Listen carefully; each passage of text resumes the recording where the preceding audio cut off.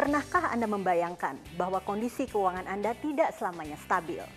Akan ada masanya di saat Anda merasa berkekurangan dalam hal finansial. Bagaimana mengantisipasinya?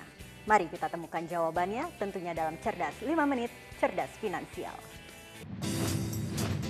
Roda kehidupan terus berputar. Hari ini keuangan Anda stabil belum tentu di kemudian hari. Sifat boros dan terlalu menuruti gaya hidup, serta tidak adanya investasi sejak dini bisa menjadi buruknya keadaan finansial.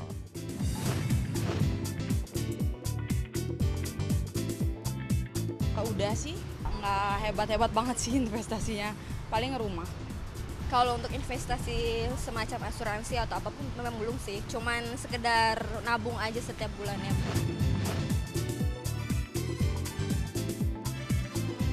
Dulu pernah, waktu umur saya masih muda, pertama kali kerja iya pasti.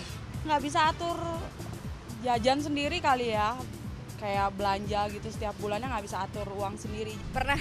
Ketika ada kejadian atau kebutuhan yang tidak terduga, misal ada yang sakit atau ada kebutuhan yang lain yang harus segera dilakukan. Hidup tanpa bangkrut, kondisi keuangan sehat siapa yang tidak mau? Seperti apa pengelolaannya?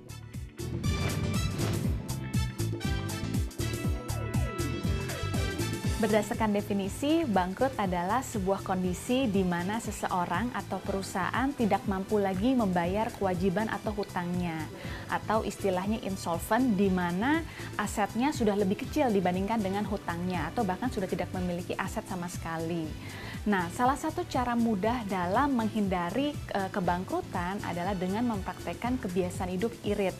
Dengan irit kita bisa punya uang lebih untuk ditabung atau diinvestasikan. Ada dua cara irit yang bisa kita lakukan. Irit yang pertama adalah irit pada pos pengeluaran sehari-hari. Kita bisa mengurangi pos pengeluaran harian tanpa perlu merasakan perbedaan dari gaya hidup yang terlalu signifikan. Dan yang kedua adalah pay yourself first. Artinya adalah kita mengubah pola keuangan dari yang dulu itu kita belanja dulu baru nabung, dirubah menjadi nabung dulu baru belanja. Nah, rule of thumb dari pay yourself first adalah sisihkan minimal 10% dari penghasilan kita untuk ditabung atau diinvestasikan.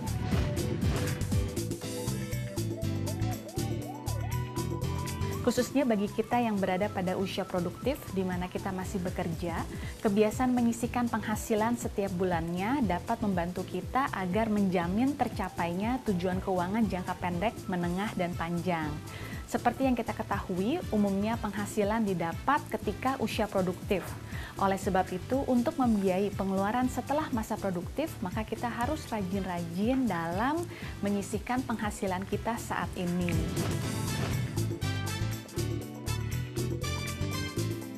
Pay yourself first, sisihkan uang begitu kita menerima gaji.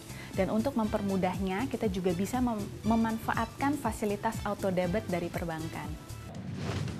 Jangan sembarangan memilih investasi, karena investasi itu akan menentukan masa depan kita.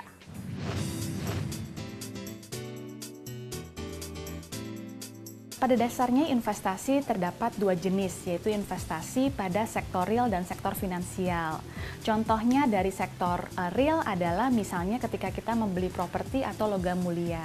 Sedangkan investasi pada sektor finansial, contohnya adalah kita berinvestasi pada pasar uang, pasar modal seperti saham dan obligasi, serta pasar komoditas.